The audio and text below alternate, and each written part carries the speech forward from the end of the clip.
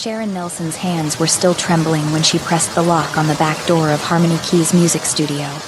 The rain had turned the alley into a river of neon reflections and shadows, and somewhere in that darkness, a man was dying. But it wasn't the storm that made her hands shake. It was the decision she had just made.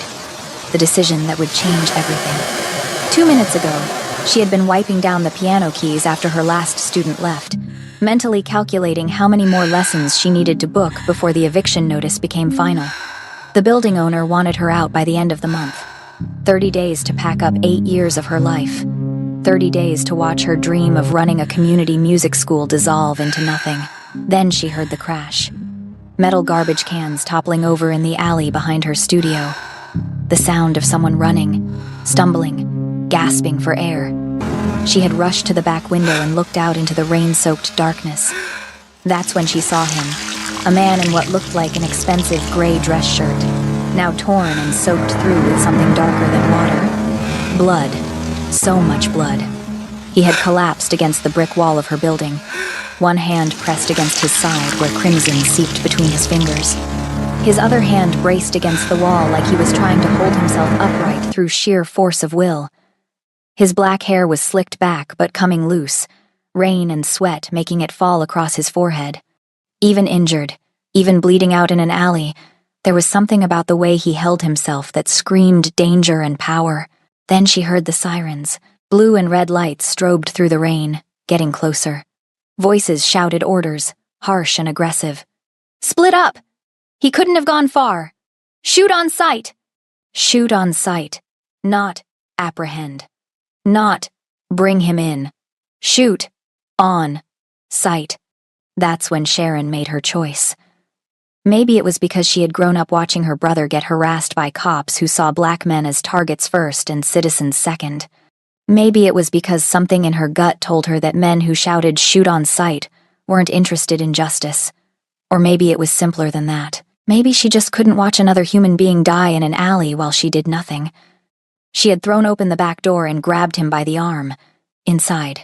Now, he had looked at her with eyes so dark they seemed black in the dim light, and for one terrifying second, she thought he might refuse. But then he moved, letting her pull him through the doorway and into the shadowed interior of her studio. She locked the door behind them just as the first officer rounded the corner into the alley. Now Sharon stood in the darkness of her studio, her cream-colored knit sweater soaked with rain and someone else's blood, listening to boots stomp past her door. The man she had saved leaned against the wall near her upright piano, one hand still pressed to his wound, watching her with an intensity that made her skin prickle. Everything about this was wrong. The studio felt smaller with him in it, like his presence filled up all the air and space. Her worn jeans and gold hoop earrings suddenly felt inadequate, like she was a child playing dress-up in a world she didn't understand. The eviction notices stacked on her desk in the corner seemed to glow in the darkness, advertising her failure to anyone who looked. But it was him that made her most nervous. Up close, she could see details she had missed in the alley. The luxury watch on his wrist that caught what little light filtered through the windows. The kind of watch that cost more than her entire year's rent. The perfectly tailored cut of his shirt beneath the blood and rain. The way his face, sharp and angular with features that suggested East Asian heritage, showed no panic despite the wound in his side. He wasn't breathing hard. He wasn't panicking. He was watching her with the same calculated calm of a predator assessing its surroundings, deciding whether she was a threat or a tool or something else entirely. They're not real police, are they? Sharon whispered, her voice barely audible over the rain hammering against the windows. His eyes narrowed slightly. For a long moment, he said nothing. Then, in a voice low and controlled with an accent she couldn't quite place, he answered, "No, they're not." Something about the way he said it, with no fear, no gratitude, just cold acknowledgement, made Sharon's stomach drop. She had not saved some innocent person being framed. She had pulled something dangerous into her world, something that looked at her like she was a fascinating problem he hadn't expected to encounter. Outside, the voices grew more distant. The boots stomped further down the alley. The sirens began to fade, but Sharon couldn't move. She stood frozen in her own studio, staring at the stranger whose blood was now on her hands, literally and figuratively. "You should not have helped me," he said finally, his dark eyes never leaving hers. Sharon's heart hammered against her ribs. "Probably not. You have no idea who I am." "No," she admitted. "I don't." He tilted his head slightly, studying her the way someone might study a painting they couldn't quite figure out. "And yet, you risked everything to hide me." Sharon wanted to say something brave, something that would make her sound like she knew what she was doing, but the truth was simpler and more terrifying. "I couldn't just let you die out there." Something flickered across his face, too quick for her to read. Then it was gone, replaced by that same calm, calculated mask. He straightened up from the wall, and Sharon saw him wince, just slightly, before he controlled the reaction.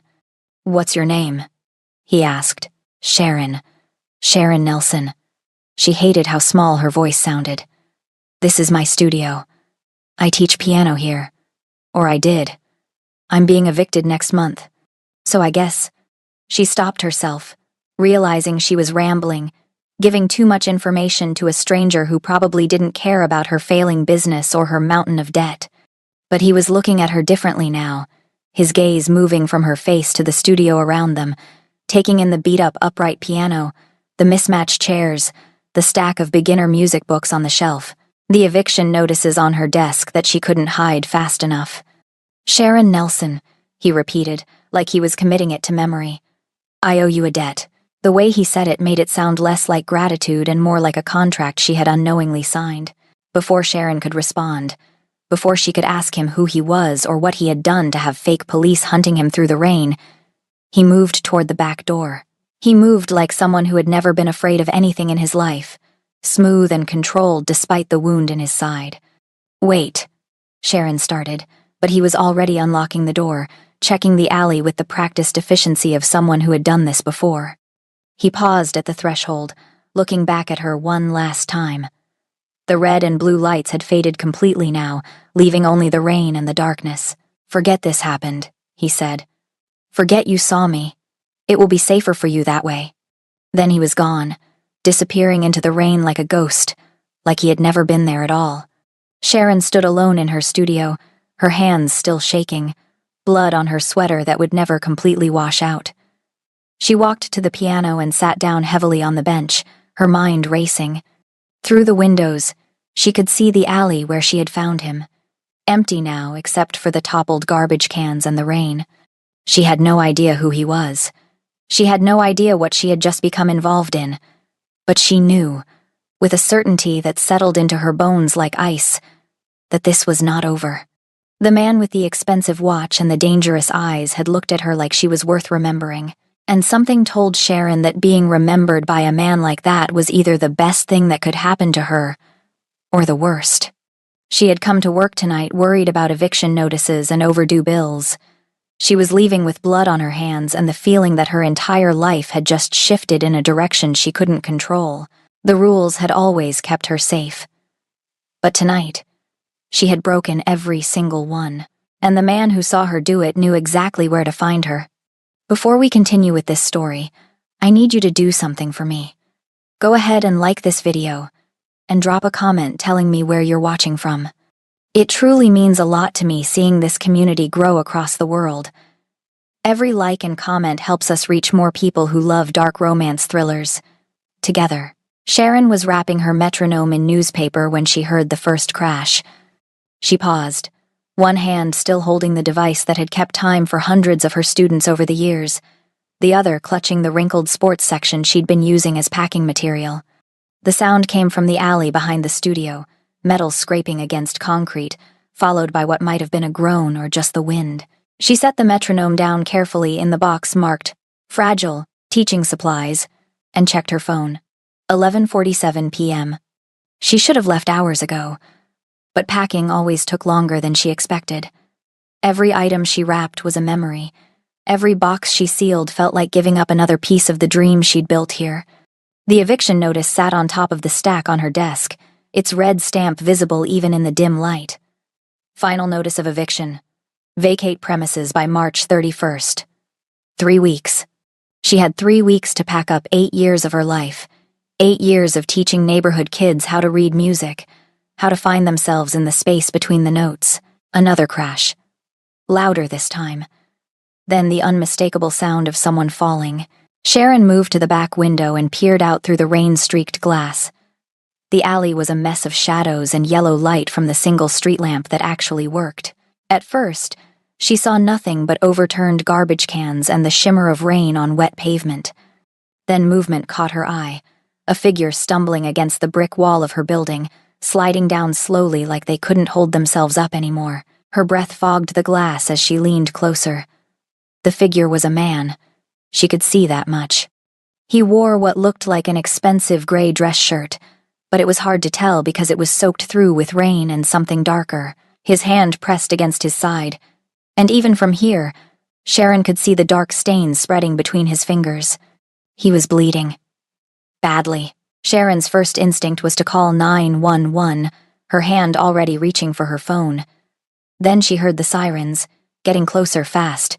Too fast, like they'd been right behind him. Blue and red lights strobed through the rain, painting the alley in alternating colors. The man in the alley heard them too. His head jerked up, and even from this distance, Sharon could see the way his whole body tensed. Not the relief of someone being rescued. The trapped alertness of prey that's just been cornered. Sharon watched 3 figures round the corner into the alley, all wearing what looked like tactical police gear. But something was wrong. The way they moved wasn't right. Too aggressive, too coordinated. They weren't calling out to identify themselves or offering help. "There!" one of them shouted. End of the alley. The injured man tried to stand, to run, but his legs gave out. He fell to one knee, and that's when Sharon saw one of the officers raise his weapon. "Shoot him!" Another voice barked. "Don't let him get away." Not, "Hands up." Not, "You're under arrest." Just, "Shoot." Sharon didn't think. She was already moving, yanking open the back door and running out into the rain. The cold hit her like a slap, soaking through her cream-colored sweater in seconds. She reached the man in 3 strides, grabbed his arm, and hauled with strength she didn't know she had.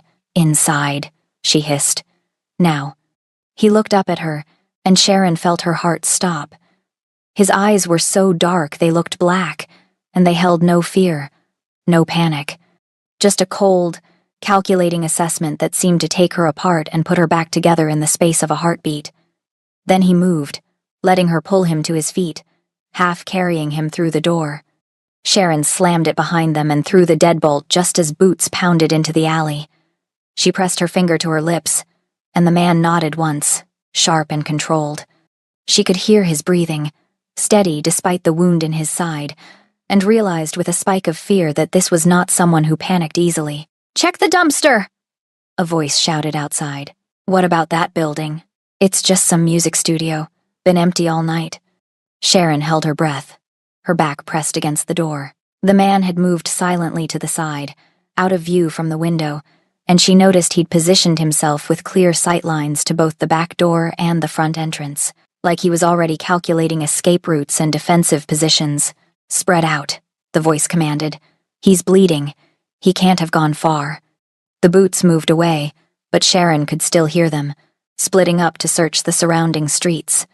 She waited, counting her heartbeats, until the sounds faded to nothing but rain. Only then did she turn to look at the stranger she'd just saved. He was leaning against the wall near her upright piano, one hand still pressed to his wound, watching her with that same unsettling intensity. Up close, she could see the details that the rain and darkness had hidden, the sharp, angular features that suggested East Asian heritage.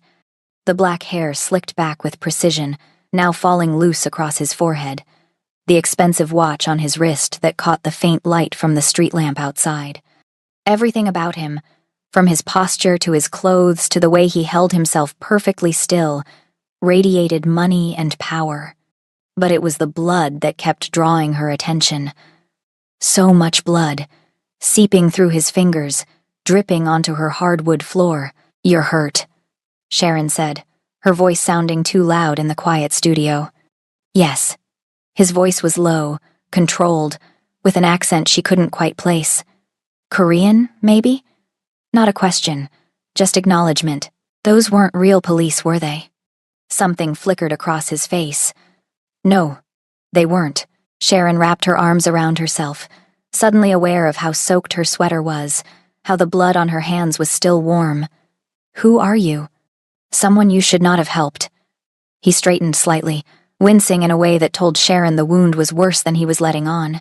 But I am grateful nonetheless. You need a hospital. No hospitals. The way he said it left no room for argument. They will be watching. You're going to bleed to death. Perhaps. He tilted his head, studying her in that same unnerving way. But if you have basic supplies, I can prevent that. Sharon looked at him. Really looked at him. The expensive clothes ruined by blood and rain. The watch that probably cost more than her car. The complete lack of fear in his eyes despite the fact that he was injured and hunted and trapped in a stranger's music studio. Nothing about this made sense, but she'd already made her choice when she pulled him out of that alley. I have a sewing kit, she said finally, for fixing torn sheet music and stuff. And I think there's a first aid kit in the supply closet from when I used to have younger kids running around. That will work. Sharon moved to the supply closet, her hands shaking as she searched through boxes of old music books and broken metronomes. She found the first aid kit buried under a stack of outdated theory workbooks. The white plastic case yellowed with age. The sewing kit was in her desk drawer, the little tin container her grandmother had given her years ago. When she turned back, he'd moved to the piano bench and was carefully pulling off his shirt. Sharon's breath caught. The wound was a gash across his ribs, deep and angry, still bleeding steadily. But it was the rest of him that made her stop. His torso was marked with scars, old ones that had healed into silver lines across his skin. These weren't accidents. These were the kind of scars you got from violence, the kind that told stories Sharon wasn't sure she wanted to know. You've done this before, she said quietly. Yes. He took the first aid kit from her hands and opened it with practiced efficiency, sorting through the contents with quick, assessing movements. The needle and thread, please. Sharon handed him the sewing kit, watching as he threaded the needle with steady hands. I can do it, she offered. I'm pretty good with my hands, piano teacher. He looked at her for a long moment, then handed her the needle. Steady hands are important. Yes. Sharon pulled over her desk chair and sat down in front of him, forcing herself to look at the wound and not think about what she was about to do. She'd sewn up torn fabric 1,000 times. This was just fabric. Ignore the fact that it was skin. Ignore the fact that he was watching her with those dark, calculating eyes. She cleaned the wound first with the antiseptic wipes from the first aid kit, trying not to flinch at the way he didn't even react to what must have been excruciating pain. Then she threaded the needle through his skin, her hands steadier than she expected, pulling the edges of the wound together one careful stitch at a time. You didn't call the police, he said after a long silence. Why? Sharon focused on the next stitch, on the precise movement of her hands. Because those men outside weren't acting like police, and because I've seen what happens when cops decide someone's guilty before they even ask questions. Personal experience? My brother. The words came out harder than she intended. Got stopped for matching a description when he was 16. They put him on the ground with their knees on his back while my mother screamed at them that he was just walking home from basketball practice. He was wearing his school jersey, had his gym bag with his name on it. Didn't matter. They saw a black kid in the wrong neighborhood at the wrong time. She finished another stitch, her jaw tight. So no, I don't automatically trust men with badges and guns who are yelling shoot to kill in dark alleys. Smart, he said quietly. The men outside were not police. They were assassins wearing stolen uniforms. Sharon's hands didn't shake, but it was close. Assassins. As in people who murder for money. Yes. And they were trying to kill you. Yes. She tied off the final stitch and sat back, looking at her work. The stitching wasn't perfect. Not like a real doctor would do, but it was clean and tight, and the bleeding had stopped. She covered it with gauze pads and tape from the first aid kit, her hands moving on autopilot while her mind tried to process what he'd just told her. Who are you? She asked again, this time not sure she wanted the answer. He looked at her for a long moment, and Sharon had the distinct impression he was deciding how much truth to give her. "My name is Han Hyun, and I am someone you should forget you ever met. Kind of hard to forget someone you just stitched up in your music studio at midnight." Something that might have been amusement flickered across his face, though it didn't reach his eyes. "Nevertheless, for your safety, forgetting would be wise." He stood, moving with surprising ease considering he'd just been sewn back together with a sewing kit. Sharon stood too, suddenly aware of how small her studio felt with him in it, how much space he seemed to take up just by existing. Han Hyun picked up his ruined shirt and pulled it back on, buttoning it carefully over the bandage. The blood was less noticeable on the dark fabric, but Sharon knew it was there. She'd seen how much there was. "You live here?" he asked, his eyes moving around the studio with the same assessing gaze he'd used on her, taking in the worn furniture, the outdated equipment, the stack of eviction notices she'd been too tired to hide. "No, I have an apartment a few blocks away. This is just my studio. Or it was. I'm being evicted at the end of the month." His gaze sharpened on the notices. "Why?" Sharon laughed, the sound bitter even to her own ears. "Because teaching piano to kids whose parents can barely afford the lessons doesn't generate enough income to satisfy corporate landlords. The building got bought out 6 months ago by some investment company. They want to turn this into luxury condos or organic juice bars or whatever else makes rich people feel good about gentrifying neighborhoods." She wrapped her arms around herself, suddenly exhausted. "I've been here 8 years, taught over 200 kids. Some of them are in college now on music scholarships. Some of them just needed a place to go after school where someone cared if they showed up. Doesn't matter. Numbers don't work, so I'm out." Han Hyun said nothing, but Sharon saw his eyes linger on the final notice stamp, on her worn jeans and the cheap sneakers she wore because her good shoes had fallen apart months ago. She saw him take in every detail of her struggle like he was cataloging it for some purpose she couldn't begin to guess. "You should rest," Sharon said, breaking the silence. "At least until you're sure those men are gone. You can stay in the supply closet if you want. It's not comfortable, but it's out of sight. I will not stay long." He moved toward the back door, checking the alley through the window with the practiced caution of someone who'd done this many times before. "But I will wait until the search moves on." Sharon nodded, not sure what else to say. She went back to her packing, though her hands kept shaking too much to wrap anything properly. She was aware of him watching her, those dark eyes tracking her movements as she fumbled with newspaper and tape. "Why did you help me?" he asked suddenly. "You did not know who I was. You did not know if I deserved to be caught." Sharon set down the metronome she'd been trying to rap for the 3rd time and looked at him. "Because nobody deserves to be shot in an alley without even a chance to explain themselves, and because something in my gut told me those men weren't interested in justice. Your instinct was correct." He was quiet for a moment, then added, "I owe you a debt, Sharon Nelson. That is not something I say lightly." The way he said it made Sharon's skin prickle. Not gratitude, something heavier than that, more binding, like she'd just entered into a contract she didn't understand.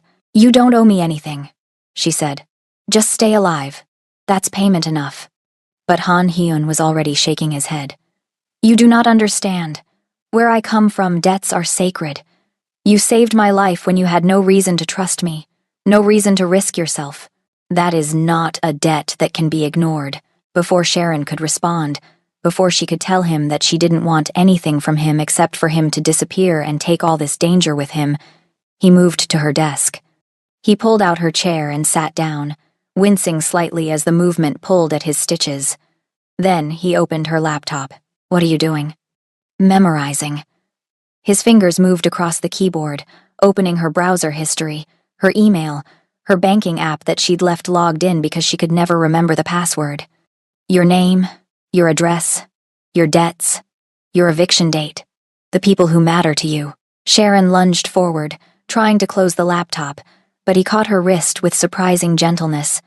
His grip was firm but not painful, and when she looked at his face, she saw something that might have been apology. "I need to know how to find you," he said, "to repay the debt, and to ensure that what happened tonight does not follow you home." "I don't want your help," Sharon said. But even as she said it, She knew it was a lie. She was drowning in debt and eviction notices and the slow death of everything she'd worked for. Of course she wanted help. She just didn't want it from someone who talked about assassins like they were a normal Tuesday occurrence. Han Hyun released her wrist and stood, closing the laptop with a soft click. Want and need are different things. I will remember you, Sharon Nelson, and when the time comes, I will repay what I owe. He checked the window again, then moved to the back door. The rain had lessened to a drizzle, and the sirens had faded completely.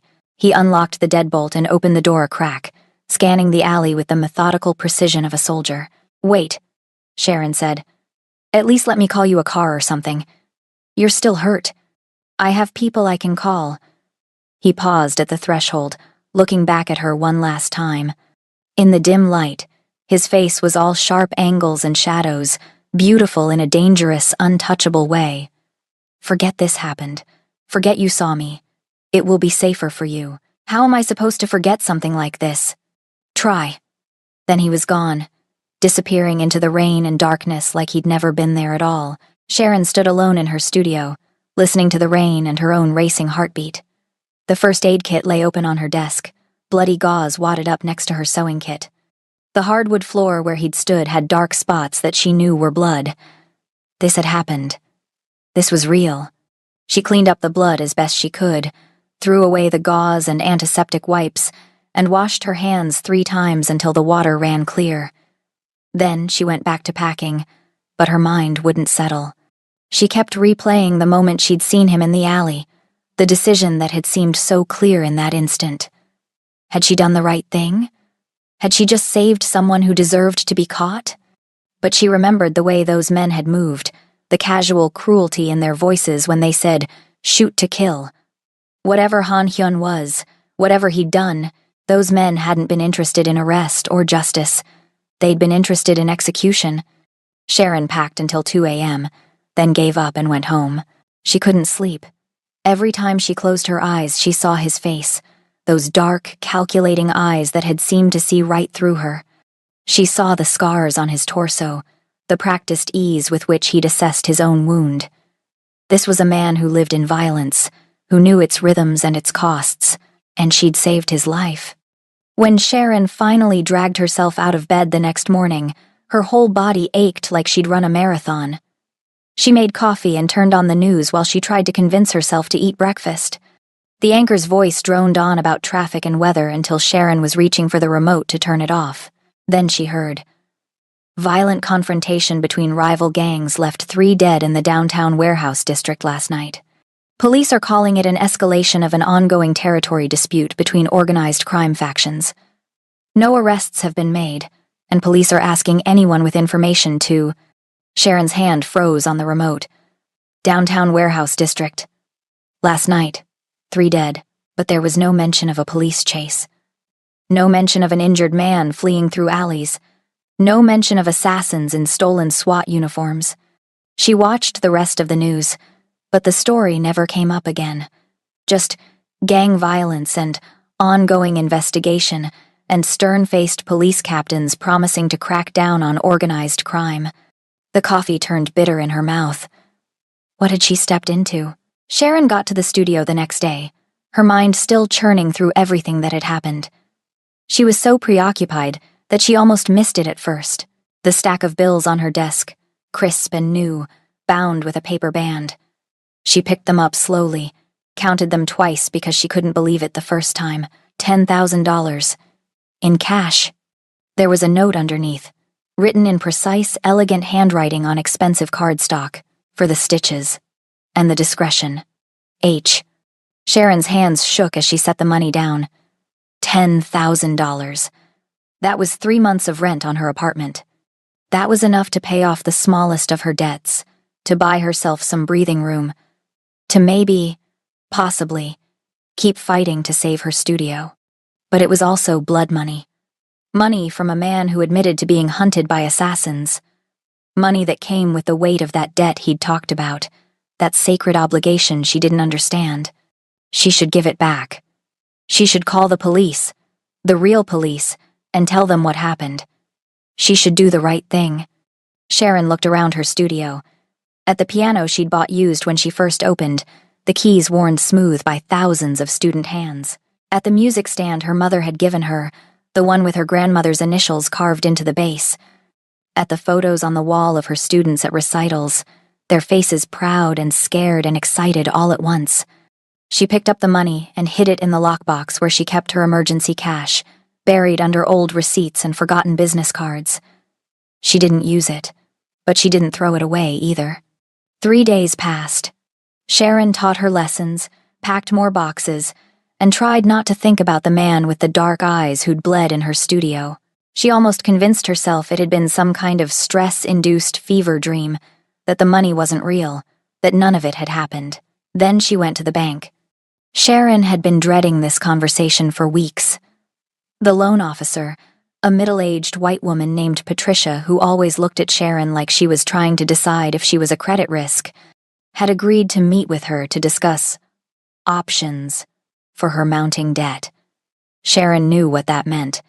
It meant, we're going to tell you all the ways you've failed and then turn you down anyway, but she had to try. She sat in Patricia's office, her worn jeans and cream sweater feeling even more inadequate in the sleek corporate environment, and prepared to beg. "Miss Nelson," Patricia said, her voice the practiced sympathy of someone who delivered bad news for a living. "I've reviewed your account, and I'm afraid, I know I'm behind," Sharon interrupted, "but I have a plan. I've been booking more students, and I have some money saved up now, and if you could just extend the loan for another 6 months, I can get caught up. I promise." Patricia blinked at her. "Miss Nelson, I'm trying to tell you that your mortgage has been paid." Sharon's brain stuttered to a halt. "What? Your mortgage? On the studio building? It's been paid in full for the year." Patricia turned her computer screen so Sharon could see it. The payment came through 3 days ago. Some kind of anonymous benefactor, it looks like. The money came from an overseas account, fully verified, completely legal. Sharon stared at the screen, at the number that represented a year of her mortgage payments. Paid in full. Anonymous. That's not possible. It's unusual, certainly, but it's all documented. Someone has taken care of your debt, Miss Nelson. You're current on all your accounts. Sharon drove back to the studio in a daze. She was still trying to process what had happened when she pulled into the alley behind the building and saw the truck. A moving truck, parked right in front of her back door. 2 men were unloading boxes, carrying them inside her studio like they owned the place.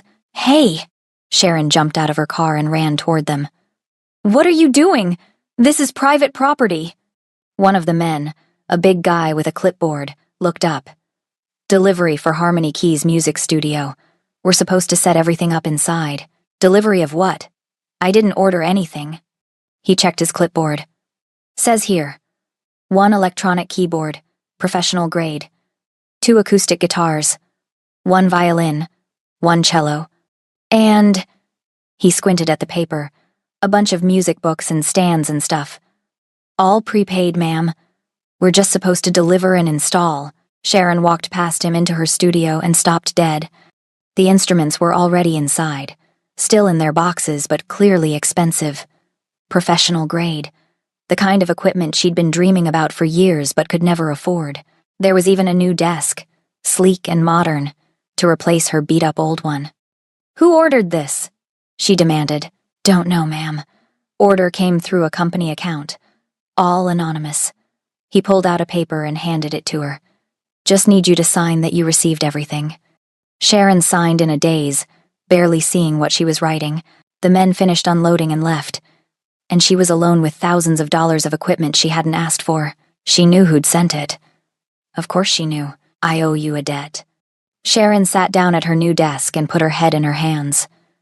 This was wrong. This was too much. She'd stitched up a wound and hidden a stranger for an hour. That didn't earn her a year of mortgage payments and a studio full of new equipment. But part of her, the part that had been drowning in debt and eviction notices for months, wanted to just accept it. Wanted to say thank you and move on and let someone else carry the weight for once. She was still sitting there, staring at the new instruments, when her phone rang. Unknown number. "Hello?" Miss Nelson? The voice was young, male, with a Korean accent. My name is Ji-hoon Park. I'm new to the area, and I was wondering if you were taking new students? Sharon's brain struggled to shift gears. Oh, yes. Yes. I'm taking new students. What's your skill level? Intermediate, I think. I've been playing for a few years. Okay, great. When would you like to come in for an assessment? Would today work? I know it's short notice, but I'm eager to find a teacher. Sharon looked around her studio, at the chaos of new equipment and half-packed boxes. Sure. Can you come at 4? Perfect. Thank you, Miss Nelson. Ji-hoon Park showed up at exactly 4 p.m., and Sharon understood immediately why the name had sounded Korean. He was a teenager, maybe 16 or 17, with the same East Asian features and precise controlled movements she'd seen on Han Hyun. He wore designer jeans and a plain black t-shirt, expensive sneakers that probably cost more than Sharon's monthly grocery budget. But it was his eyes that made her pause. The same dark, observant eyes that seemed to catalog everything, that watched her with an intensity that felt calculated rather than curious. Thank you for seeing me on such short notice, Ji-hoon said, his English perfect but accented. I'm living with my uncle now, and he thought it would be good for me to continue my piano studies. Your uncle, Sharon repeated, a cold feeling settling in her stomach. Yes, he's very insistent that I maintain my education. Ji-hoon smiled, and it was polite and warm and didn't reach his eyes at all. He says music is important for discipline. Sharon showed him to the piano and had him play something for assessment. The moment his fingers touched the keys, she knew this was no intermediate student. Ji-hoon played with the technical precision of someone who'd had expensive, intensive training. He played a Chopin etude that Sharon usually saved for her advanced students, and he played it flawlessly. That was beautiful, Sharon said when he finished. But I think you're well past intermediate level. My uncle suggested I might say that. Ji-hoon's smile was apologetic. He thought it would be better to understate my abilities at first. And why would he think that? Because he wanted to make sure you were the right teacher for me. He said you'd understand that sometimes the most important lessons aren't about technique. Sharon felt like she was having 2 conversations at once, one on the surface about piano lessons, and one underneath about something she couldn't quite grasp. Your uncle sounds very involved in your education. He is. Ji-hoon stood from the piano and looked around the studio with the same assessing gaze she'd seen before. He's very protective. He believes in taking care of the people who matter. The cold feeling in Sharon's stomach spread. Ji-hoon, does your uncle's name happen to be Han Hyun? The boy's smile didn't waver, but something shifted in his eyes. You've heard of him then? We've met. Sharon crossed her arms, suddenly very aware of how empty her studio was, how late it was getting, how this polite teenager might be more dangerous than he looked. He didn't mention he had a nephew. He doesn't mention a lot of things. Ji-hoon pulled out his phone and showed her a calendar. I'd like to book lessons twice a week if possible. My uncle is paying, of course. He's very generous with people he values. Sharon stared at the phone, at the calendar that was being offered like this was a normal transaction. This is about the debt, isn't it? The mortgage, the instruments, and now you. He's watching me. My uncle believes in being thorough. Ji-hoon pocketed his phone, and he keeps his promises. He said he owed you a debt. This is how he pays it. By sending his nephew to spy on me. By ensuring you're safe. For the first time, Ji-hoon's pleasant mask slipped, and Sharon saw something harder underneath. You helped him when he was vulnerable. That makes you valuable. And valuable things need to be protected. Sharon wanted to argue, to tell this kid and his dangerous uncle that she didn't need protection or surveillance or any of this. But the words stuck in her throat because part of her, the part that had been struggling alone for so long, was relieved. Relieved that someone was watching.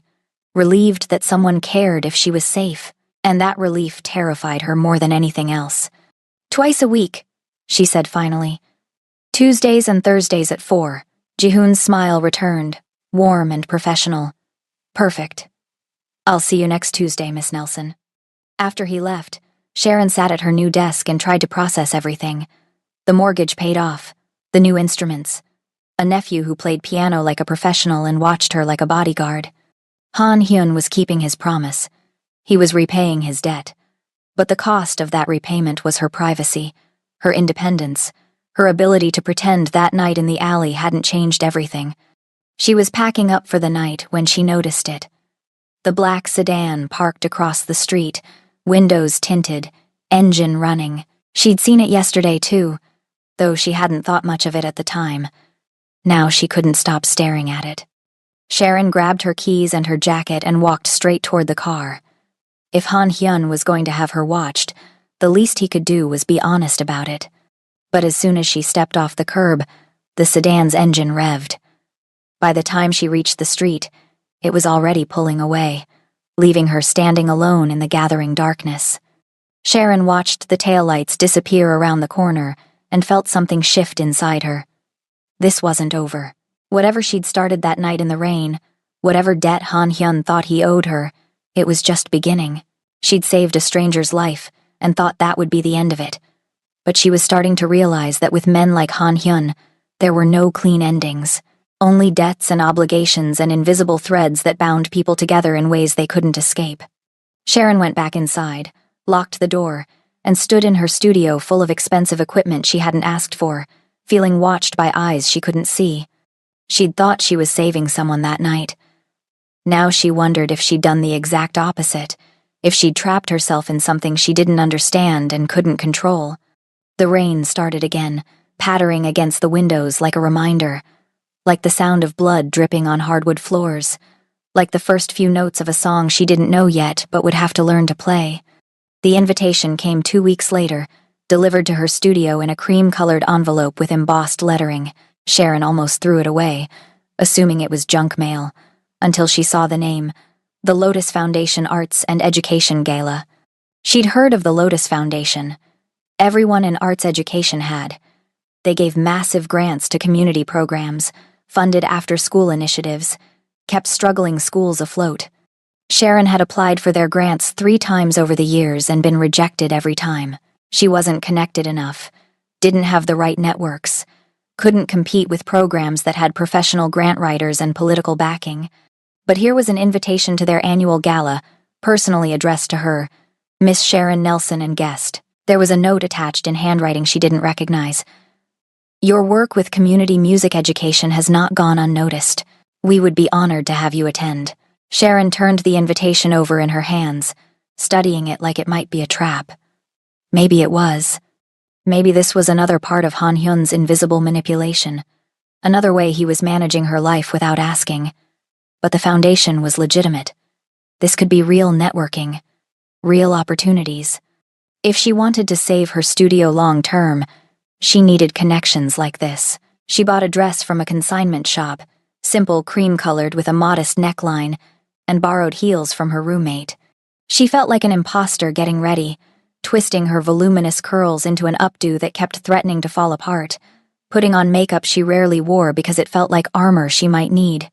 The gala was at the Grand Hall downtown, all marble columns and crystal chandeliers and the kind of quiet wealth that didn't need to announce itself.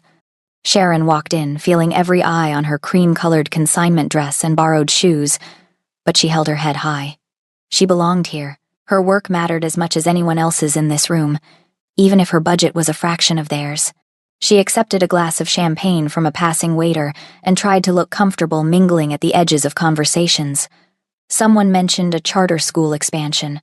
Someone else discussed a corporate sponsorship deal. Sharon smiled and nodded and tried to figure out how to insert herself into these worlds where everyone already seemed to know everyone else. Then she saw him. Han Hyun stood near the far side of the ballroom, surrounded by a cluster of men in expensive suits. But it wasn't the suits that made Sharon's breath catch. It was him. He wore a black tuxedo that fit him like it had been made specifically for his body, his black hair slicked back with that same precision she remembered. But this time there was no blood, no rain, no vulnerability.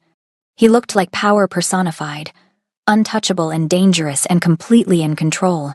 3 men stood close to him, not quite bodyguards but not quite colleagues either. They had the same watchful stillness she'd seen in Han that night, the same predator calm. And everyone in the vicinity seemed to unconsciously give him space, like they could sense the danger even if they couldn't name it. Someone called his name CEO Han, and Sharon watched as people gravitated toward him like he was the sun and they were planets desperate for his warmth. CEO. Han Hyun was a CEO. Sharon's champagne glass trembled in her hand. The fugitive she'd stitched up in her studio, the man who'd bled on her floor, was one of the city's most powerful businessmen, and he'd never told her. As if sensing her stare, Han's eyes found hers across the crowded ballroom. The world seemed to narrow to just that look. His dark eyes locked onto hers with the same intensity she remembered. But now there was recognition, acknowledgement, and something else she couldn't name. He didn't smile, didn't nod, just held her gaze like he was making sure she understood exactly who he was now. Then someone stepped between them, breaking the line of sight, and Sharon could breathe again. She should leave. She should walk out right now and pretend she'd never seen him. But her feet carried her along the perimeter of the room, keeping him in her peripheral vision, watching as he moved through conversations with practiced ease. He knew everyone. Everyone knew him. And not one of these people looked at him and saw the man who'd bled in an alley while assassins hunted him. Impressive, isn't he? A voice said beside her.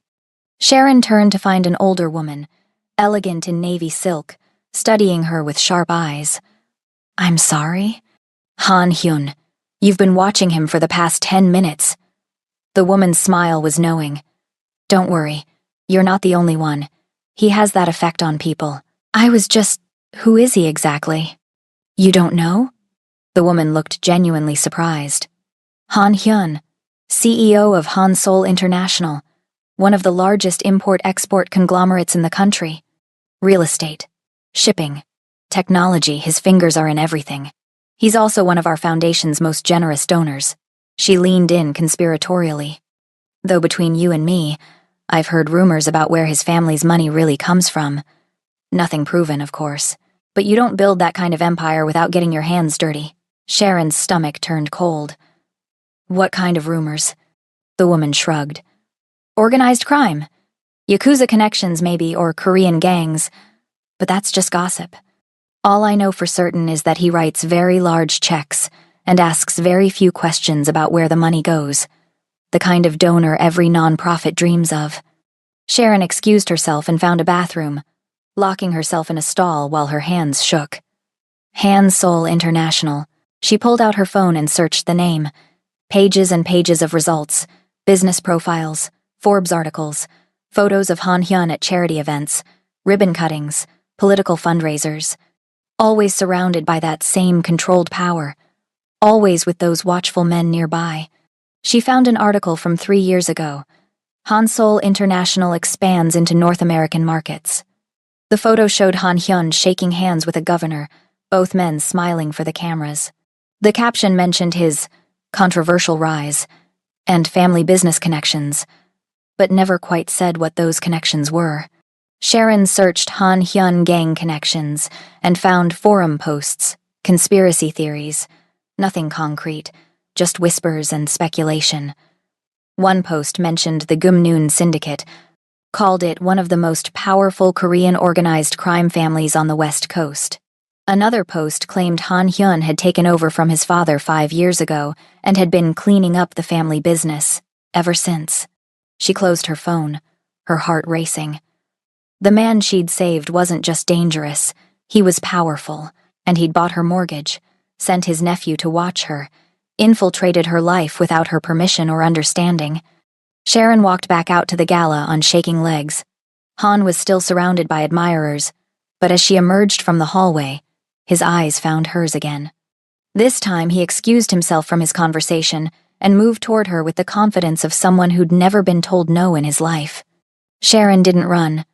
She stood her ground as he crossed the ballroom, as people parted unconsciously to let him through, as he stopped in front of her with that same controlled stillness that made her skin prickle. "Miss Nelson," he said, his voice low enough that only she could hear. "You look surprised to see me. You're a CEO." The words came out sharper than she intended. Of a massive corporation. "And you didn't think to mention that? Would it have changed anything that night?" "Yes. No. I don't know." Sharon took a breath, trying to calm the anger rising in her chest. You let me think you were just some guy in trouble. You let me stitch you up with a sewing kit when you probably have a private doctor on speed dial. I needed someone I could trust. Someone who didn't know who I was. His eyes never left hers. And I was right to trust you. The mortgage, Sharon said quietly. The instruments. Ji-hoon. That was all you. Yes. Why? Because I owe you a debt. And because... He stopped, something flickering across his face. We should not have this conversation here. Too many eyes. Too many ears. Sharon looked around and realized people were watching them, curious and speculating about why CEO Han Hyun was talking to an unknown woman in a consignment dress. Then where? Somewhere private. I can have my driver. No. Sharon cut him off. I'm not getting in a car with you. Not until you tell me the truth. All of it. Han studied her for a long moment, then nodded once. There is a garden terrace through those doors, less crowded. Will that suffice? Sharon followed him through the ballroom and out onto a terrace that overlooked the city lights. It was quieter here, just a handful of other guests smoking or taking calls, and the night air was cool against her skin. Han waited until they were at the far railing, out of earshot from anyone else, before he spoke. What do you want to know? Everything. Who you really are. Why those men were hunting you. What I actually saved that night. You saved exactly what you thought you saved, Han said quietly. A man who would have died without your help. But you're not just some man. You're...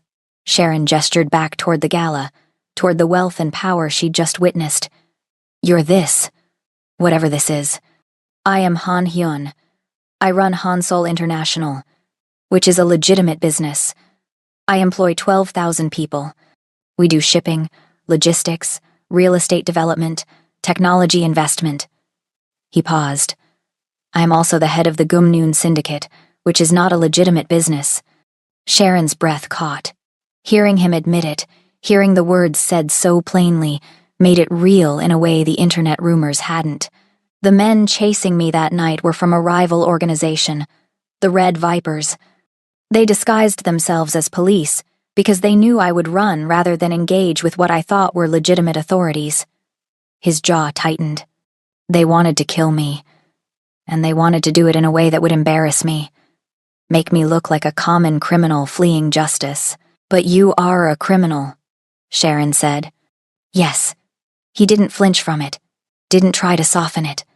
I inherited an organization built on violence and control.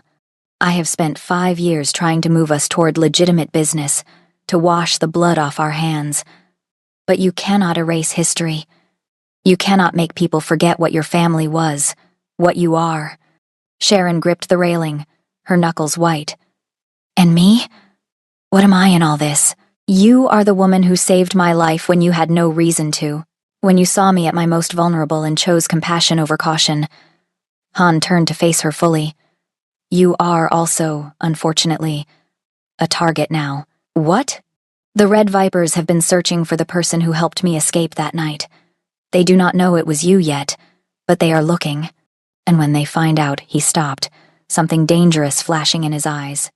They will use you to get to me. That is why I paid your mortgage, why I sent Ji-hoon. Why I have had a security detail watching your studio every night. I am trying to keep you safe from the consequences of your kindness. Sharon stepped back from him, anger flaring hot in her chest. You've been watching me, having me followed, controlling my life without asking. And you call that keeping me safe? I call it necessary. You don't get to make that choice for me. Sharon's voice rose, and a few heads turned their direction. She lowered it to a harsh whisper. You don't get to decide what I need or how I live or who watches me. I'm not some asset you acquire, some problem you manage. I'm a person. I know that. For the first time, Han's control seemed to crack, frustration bleeding through. Do you think I want this? Do you think I want you involved in my world? I told you to forget that night happened. I tried to keep my distance.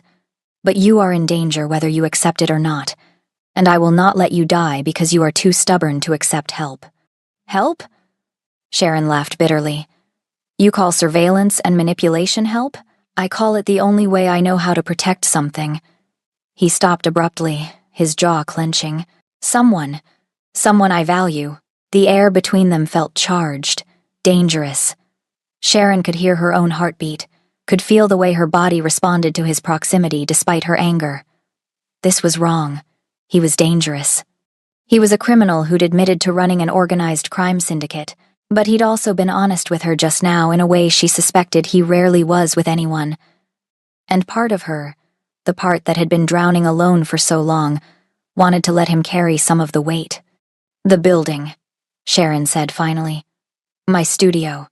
You said you bought it? The corporation that was evicting you is a subsidiary of one of my legitimate companies.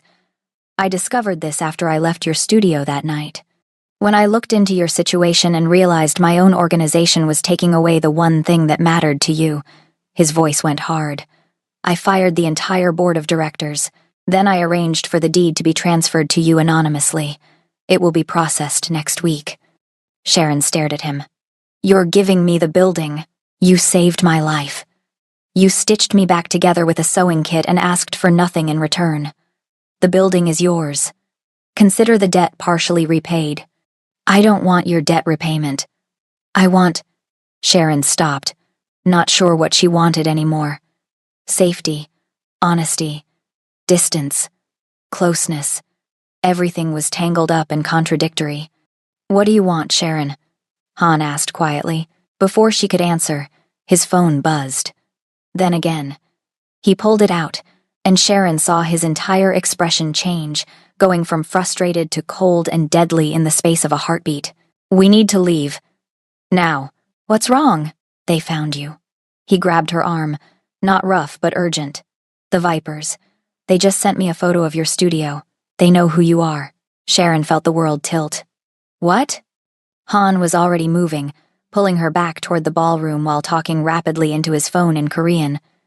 Two of the men who'd been nearby earlier materialized out of the crowd, falling into step beside them. Bodyguards, Sharon realized. He'd had bodyguards watching him all night, and she'd thought they were just colleagues. My car is out front, Han said. We need to get you somewhere safe. I need to go home. My things. Your things do not matter. Your life matters. Han's grip on her arm tightened. They have already been to your studio. If they know where you work, they know where you live. We are not going to your apartment. Sharon wanted to argue, but the cold certainty in his voice stopped her. This was real. The danger she'd half believed was theoretical had become concrete, immediate. Someone was hunting her because she'd saved Han Hyun's life. They made it to the front of the building where a black SUV waited, engine running. Han opened the back door and practically pushed her inside, sliding in beside her while his bodyguards took the front seats. The vehicle was moving before the door even closed. Where are we going? Sharon asked, her voice shaking. My penthouse. It is the most secure location I have. Han was still on his phone, still speaking rapid Korean. Sharon caught words like security and studio and something that might have been cleanup. They ransacked your studio, he said, switching to English as he ended the call. My people are there now assessing the damage. It appears they were sending a message rather than trying to find you. Everything is destroyed. But nothing was taken. Sharon felt tears burn her eyes. Her piano, her photos. 8 years of her life in that studio. How bad? Bad. Han's expression was grim. I am sorry. This is my fault. If I had moved faster, if I had better security on you. Stop. Sharon wiped her eyes angrily. Just stop. I don't want apologies. I want to understand what happens now. Now you stay with me until the threat is neutralized. And how long will that take? Han's silence was answer enough. The penthouse was exactly what Sharon expected from a man who ran a corporate empire and a crime syndicate. Floor-to-ceiling windows with a view of the entire city. Furniture that probably cost more than her car. Art on the walls that looked original and priceless. Everything clean and expensive and impersonal except for a shelf near the window that held books in Korean and a photo of an older couple Sharon assumed were his parents. Guest bedroom is through there, Han said, pointing down a hallway. You will have your own bathroom. Anything you need, just ask. What I need is my life back. Sharon stood in the middle of his living room, feeling displaced and angry and scared. I need to not be in danger because I made one good choice. I know. Han looked exhausted suddenly, the controls slipping to show something roar underneath. If I could undo this, if I could take back the danger I brought to your door, I would, but I cannot. All I can do is keep you alive. Sharon wanted to stay angry at him, wanted to blame him for everything, but looking at him now, at the tension in his shoulders and the weight in his eyes, she realized he was carrying guilt she hadn't asked him to carry. The gala invitation, she said suddenly. That was you too, wasn't it? Yes. I arranged it through intermediaries. I wanted to see you again, to make sure you were safe. His mouth twisted. And I wanted you to know the truth about who I am. I was tired of hiding from you. You could have just come to my studio. And said what? Hello. The man you saved is a crime boss. Please accept this security detail. Han shook his head. You would have thrown me out. Or called the police. Or both. He wasn't wrong. Sharon probably would have. I am going to make some calls, Han said. There is food in the kitchen. Help yourself to anything. Try to rest. He disappeared into what looked like a home office, and Sharon was left alone in a penthouse that felt like a luxury prison. She found the guest bedroom and sat on a bed that was probably worth more than everything she owned. Her phone buzzed with messages from students asking about lessons, from her roommate wondering where she was, from the bank about something unimportant. Normal life continuing like nothing had changed. But everything had changed, and Sharon wasn't sure she could ever go back to normal. She must have fallen asleep eventually because she woke to darkness and the sound of voices in the living room. Sharon crept to the bedroom door and listened. Need to find them before they find her again. That was Han, his voice hard. I want every contact, every safe house, every person who might know where the Vipers are holed up. And I want it done quietly. No open warfare. Not yet. Boss, with respect. They already declared war when they touched her studio. The other voice was male, younger. Let us hit back. Let us show them what happens when they threaten your people. No. Han's voice was absolute. We do this carefully. We do this smart. Sharon Nelson is not a weapon to start a war with. She is someone I will protect at any cost, which means we do not escalate until we have no other choice. Sharon pressed her hand to her mouth, emotions she couldn't name churning in her chest. He was talking about her like she mattered, like protecting her was worth restraining his entire organization. The days that followed were strange and claustrophobic. Sharon stayed in Han's penthouse under constant watch. Ji-hoon came by to check on her, and she realized the boy was as much her bodyguard as he'd ever been her student. Han was gone during the days, managing his businesses and apparently hunting the Red Vipers, but he came back every evening and they ate dinner together in silence, heavy with things neither of them said. On the third night, Sharon couldn't take it anymore. I need to go back to work, she said over the takeout Han had ordered. My students need me. The recital is in 2 weeks, and we're not ready. Absolutely not. Han didn't even look up from his food. It is not safe. It's not safe to hide here either. Those men aren't going to give up just because I'm inconvenient to find. Sharon set down her chopsticks. And I'm not going to stop living my life because of them. The recital is important. My students have been preparing for months. Some of them need the scholarship money this could lead to. I'm not canceling on them, then postpone it. No. Sharon's voice was firm. You want to protect me. Fine. Flood the venue with security. Put bodyguards everywhere. But I'm doing this recital. With or without your permission. Han finally looked at her, something like frustration and reluctant admiration in his eyes. You are incredibly stubborn. And you're incredibly controlling. We've established this. Sharon met his gaze steadily. I saved your life because I believe people deserve second chances.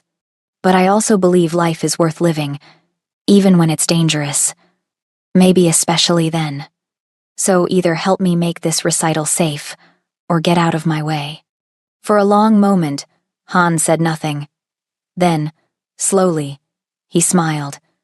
It transformed his face, made him look younger and less dangerous and heartbreakingly human. Very well, he said. We will do your recital. But on my terms, with my security, and you do not argue with my people when they tell you something is not safe. Deal. The next 2 weeks passed in a blur of preparation. Han was true to his word. He rented out the entire grand hall where the gala had been held, arranged for professional sound equipment, hired ushers and stage managers. Sharon's students practiced in a rehearsal space so nice they could barely believe it was real, and everywhere Sharon looked, there were Han's people. Men and women in elegant suits who watched the doors, monitored the hallways, checked every delivery and visitor. It should have felt oppressive. Instead, it felt like armor. Sharon barely saw Han during those 2 weeks. He was hunting the Vipers, she knew, though he never gave her details. She caught glimpses of him late at night when he returned to the penthouse, saw the blood on his knuckles once that he tried to hide, heard him on the phone speaking in Korean with a voice like ice. But he always asked how her day was, always made sure she'd eaten, always looked at her like she was something precious and breakable that he couldn't afford to lose. The night before the recital, Sharon found him standing at the window looking out at the city. She'd been planning to go straight to bed, but something about the tension in his shoulders made her stop. "Can't sleep?" she asked. "I do not sleep much these days." He didn't turn around. Too many threats to track, too many variables to control. Sharon moved to stand beside him. From up here, the city looked like a carpet of lights stretching to the horizon, beautiful and vast and indifferent. "Have you found them? The Vipers?" "We are close. My people think they are planning something for tomorrow night. They know about the recital." Han's jaw clenched. "I have 100 security personnel covering the venue, snipers in the rafters, armed guards at every entrance. But if they truly want to get to you, to get to me through you, then they will try regardless of what we do," Sharon finished. "So we might as well give my students their moment, give them something beautiful before the violence comes." Han finally turned to look at her. "How are you so calm about this?" "I'm not calm. I'm terrified." Sharon wrapped her arms around herself. "But I'm also tired of letting fear control everything. I've spent the last year watching my dream die slowly, losing my studio piece by piece because I was too afraid to take risks. Then I made one brave choice saving you, and everything changed. I don't regret it. Even with all of this, I don't regret it." "You should." Han's voice was rough. "You should regret ever seeing me in that alley, but I don't." Sharon reached out without thinking and touched his arm. "You've been honest with me, even when the truth made you look bad. You've protected me without asking for anything in return, and you've given my students opportunities they never would have had without you. Whatever else you are, you're also someone who keeps his promises." Han stared at her hand on his arm like he couldn't quite believe it was there.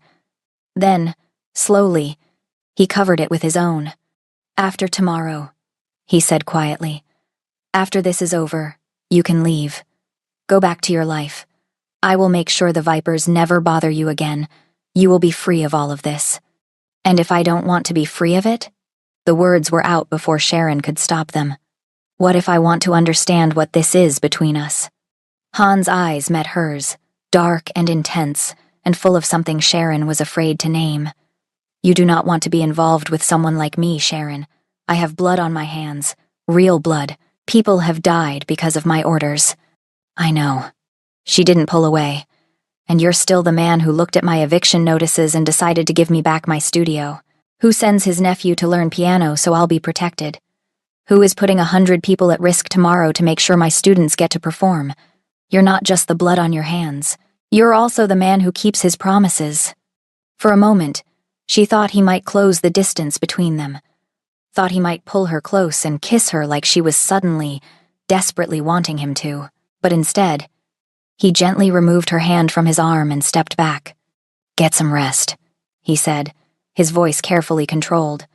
"Tomorrow will be difficult. You will need your strength."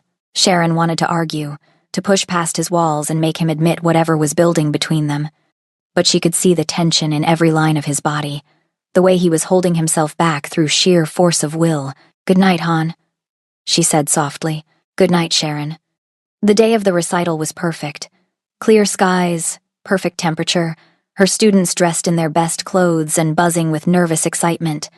Sharon stood backstage at the grand hall watching them warm up, feeling pride swell in her chest. They'd worked so hard for this. They deserved this moment. "Miss Nelson." Jihoon appeared at her elbow, looking polished in a black suit. "We are ready whenever you are." Sharon took a breath and walked onto the stage to give her opening remarks. The hall was packed. Parents, friends, community members who'd heard about the event. And scattered throughout the audience, she could pick out Han's security. Too well-dressed to be random attendees. Too watchful to be parents. Han himself sat in the front row, surrounded by his people. Their eyes met, and he gave her the smallest nod. "I am here. You are safe." The recital began. Student after student took the stage, played their pieces with varying degrees of skill and confidence. Sharon watched from the wings, her heart full despite the undercurrent of tension, despite the armed guards she knew were watching every entrance. Jihoon was 3 students from the end when Sharon noticed it. A man in the back row, too still, his hand inside his jacket. Another man near the side exit, speaking into his collar. Not Han's people. The way they moved was wrong. Sharon's blood went cold. They were here. The Vipers had infiltrated the venue. She looked toward Han and saw that he'd noticed too. He was speaking rapidly into his phone while his bodyguards moved into position, trying to be subtle about it. But more men were appearing. At the exits, in the aisles. More than there should be. They'd brought an army. Sharon watched in horror as one of them locked the main doors from the inside. Parents were starting to notice now, starting to whisper and look around nervously. On stage, her student finished her piece to scattered, confused applause. Then a man walked onto the stage from the opposite wing. Tall, muscular, with a serpent tattoo visible on his neck. He was holding a gun. "Everyone remain seated," he announced, his voice carrying through the hall. "This will be over quickly if you cooperate." Screams erupted. Parents grabbed their children. Han's security drew weapons, but they were outnumbered and surrounded by civilians they couldn't risk hitting. "Sharon Nelson," the man with the serpent tattoo called out. "Come out here. Now. Or we start shooting students." Sharon's whole body was shaking, but she made herself walk onto the stage. She'd put these people in danger. Her students. Their families. All because she'd saved Han Hyun's life. "I'm here," she said, her voice steadier than she felt. "Good." The man grabbed her arm roughly, dragging her to center stage. He pressed the gun to her temple, and Sharon heard Han roar her name from the audience. "Now, Han Hyun, we know you're here. Come out, or I blow her head off in front of all these nice people." Han stood slowly. His face was a mask of cold fury Sharon had never seen before. "Let her go. Your fight is with me." "Oh, we know that." The serpent man smiled. "That's why she's perfect leverage. You care about her, don't you? The little piano teacher who saved your life. She's your weakness." "She is nothing to me," Han said. But his eyes met Sharon's and she saw the lie. "Just someone who was in the wrong place at the wrong time. Then you won't mind if we—" Sharon didn't let him finish. She slammed her elbow back into his ribs, twisted out of his grip, and dove for the heavy piano bench that sat at the edge of the stage. She'd performed this movement 1,000 times in her head over the past weeks. The angle, the momentum, the target. She grabbed the bench and swung it with every ounce of strength she had, catching the serpent man in the knee. He went down with a scream, his gun firing wildly into the ceiling. That was the signal. Han's snipers in the rafters opened fire. Armed guards at the exits moved in.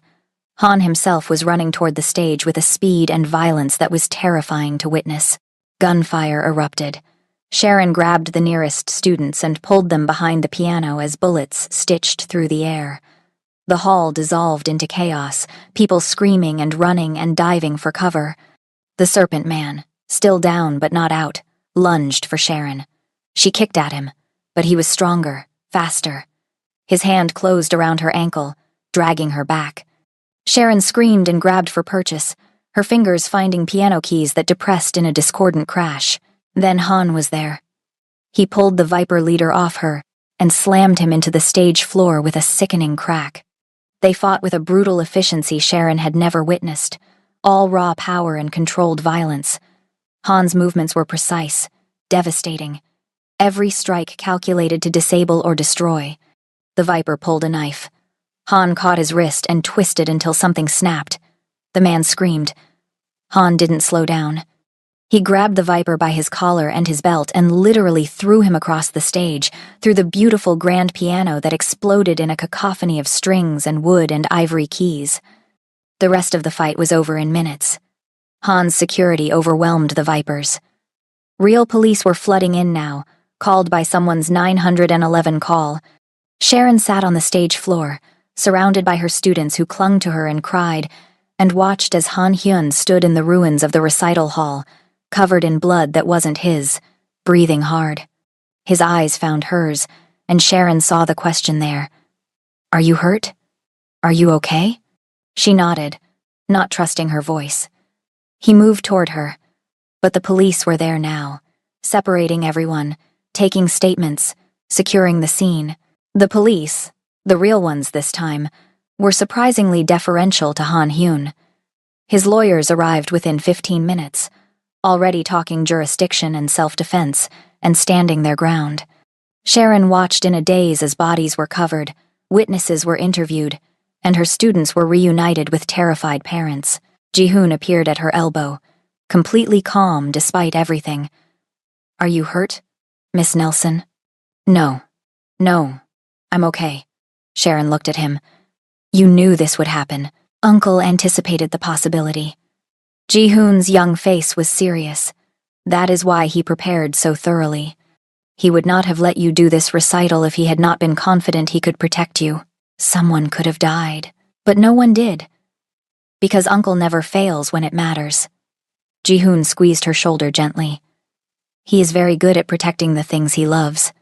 Sharon started to ask what he meant by that, but then the police wanted her statement. By the time she finished talking to them, the hall was nearly empty. The bodies had been removed, the evidence collected. All that remained was the destruction, the shattered piano, the bullet holes in the walls, the blood on the stage where she'd performed 100 times in her imagination, but never like this. She found Han sitting at the edge of the stage, his expensive suit ruined, his knuckles split and bleeding. His lawyers were gone. His security had pulled back to give them space. It was just the two of them in the ruins. Sharon sat down beside him, her legs dangling off the stage. For a long time, neither of them spoke. "I destroyed your recital," Han said finally, his voice raw. "You saved my life." Again. Sharon looked at the shattered piano, at the keys scattered across the stage like broken teeth. "The recital doesn't matter. Those people are safe because of you. They were in danger because of me. No. They were in danger because of the Red Vipers, because of men who see violence as the solution to everything." Sharon turned to face him. "You could have let me be captured, used me as bait to draw them out.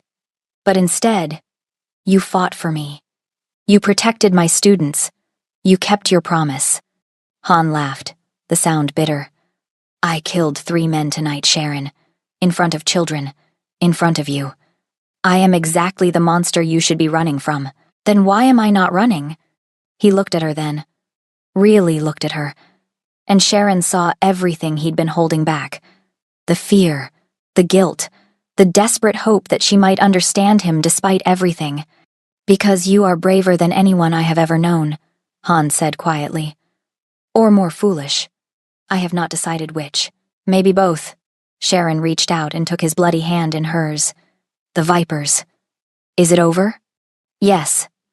Their leader is dead. The survivors will scatter or be absorbed by other organizations. They will not bother you again. Then what happens now?" Han's thumb traced circles on her palm, the gesture unconscious and intimate. "Now you are free. You can go back to your studio, teach your students, live your life without armed guards and assassins and crime bosses complicating everything. Is that what you want?" "What I want," Han said, his voice strained, "is irrelevant. You deserve better than this. Better than me." Sharon moved closer, until their shoulders touched. "Earlier, you said you owed me a debt. That debts are sacred where you come from. Does that debt include making my choices for me? No. Then stop deciding what I deserve. Stop trying to protect me from yourself. Sharon took a breath. I know who you are. I know what you've done. And I'm still here. That should tell you something. Han's dark eyes searched her face. You cannot want this. You cannot want a life where danger follows you, where every moment could be your last. I don't want that, Sharon admitted. But I also don't want to spend the rest of my life wondering what might have happened if I'd been brave enough to choose you anyway. Sharon, can you love someone like me? She interrupted. Someone who doesn't understand your world, who will question your choices, who comes with students and recitals and a life that doesn't fit with yours. I already do, Han said, the words pulled from somewhere deep. From the moment you pulled me into your studio, from the moment you risked everything for a stranger, I have been yours, even when I tried not to be. Sharon felt tears burn her eyes, but they were the good kind. The kind that came with relief and hope and the terrifying joy of choosing something dangerous because it felt right. Then ask me what you wanted to ask earlier, she said. Before you decided I deserved better. Han cupped her face in his bloodied hands, his touch impossibly gentle. Sharon Nelson, can you love a man with blood on his hands? A man who will bring danger to your door? A man who is more monster than human on most days? Sharon leaned into his touch. I can love the man who keeps his promises, who protects what matters to him, who fights for me when I'm in danger. She smiled through her tears. The blood washes off. The rest is just choosing each other. Every day. Even when it's hard. Han kissed her then, soft and desperate, and full of everything they'd been holding back. Sharon kissed him back, tasting salt and copper and the promise of something that should have been impossible but felt inevitable. When they finally pulled apart, Han rested his forehead against hers. I am going to buy you a new piano. Sharon laughed, surprised into joy. That's very romantic. I am serious. The most beautiful piano money can buy. And I am going to learn to play it, badly, until you forgive me for destroying this one. I already forgive you. Then I will learn to play it until you love me. I already love you, you idiot. Sharon pulled back to look at him. Though piano lessons wouldn't hurt. Ji-hoon told me you have terrible rhythm. Han's smile was slow and real, and entirely hers. Ji-hoon talks too much. They sat there in the ruins of the hall as dawn light began to filter through the windows, turning the broken piano into something that looked almost beautiful in the golden glow. Sharon knew they had a lot to figure out. How her world and his would fit together. How she would explain armed bodyguards to her students' parents. How they would navigate a relationship built on danger and trust, and the strange alchemy of two people who chose each other despite every reason not to. But in that moment, with Han's hand in hers and the promise of tomorrow stretching ahead, Sharon felt something she hadn't felt in years. Certainty. She'd made the right choice that night in the rain. And she was making the right choice now. The piano was destroyed. The recital was chaos. Her quiet life was over.